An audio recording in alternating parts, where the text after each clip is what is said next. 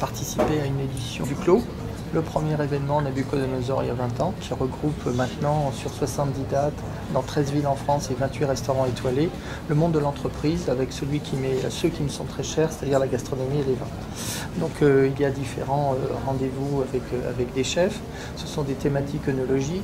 C'est le chef qui décide ce qu'il fait ce soir-là, ou nous recevons un vigneron.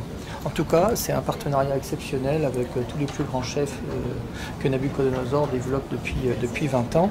Guillaume est j'ai envie de dire, est un des petits derniers, une très belle rencontre. C'est au cours d'un dîner en Champagne que j'ai découvert ce très bel établissement, la présence de Loïc Lebert, le directeur général de l'hôtel, et ce très beau restaurant étoilé, le Baudelaire, qui est étoilé maintenant depuis 8 ans. Depuis 8 ans, et Guillaume, qui est ici depuis 2 ans et demi, qui était le second de Stéphanie Lequelec au Prince de Galles, et qui a repris le flambeau des chefs précédents.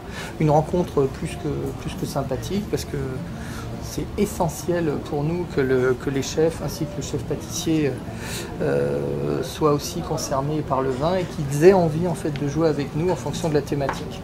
Carte blanche au chef, c'est nous qui choisissons les vins, le chef fait ce qu'il veut, mais là, quand on reçoit un vigneron qui a une thématique particulière sur le vin, le chef tente de nouvelles très belles choses, et c'est pour ça que c'est un rendez-vous régulier formidable.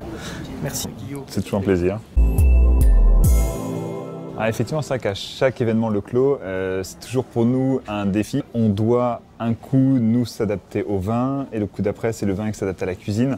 Voilà, donc on essaie de se marier, on déguste les vins, on réfléchit à ce qu'on peut accorder avec. Certaines fois nous partons sur des choses que nous avons déjà faites, on peut aussi créer de nouveaux plats, donc pour toujours aller chercher un peu plus loin.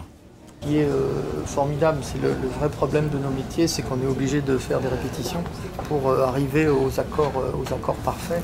Ce qui est notre rôle aussi en tant qu'ambassadeur de la grande gastronomie française et du monde du vin, c'est aussi de proposer des accords et des mariages qui ne sont pas forcément les mariages classiques.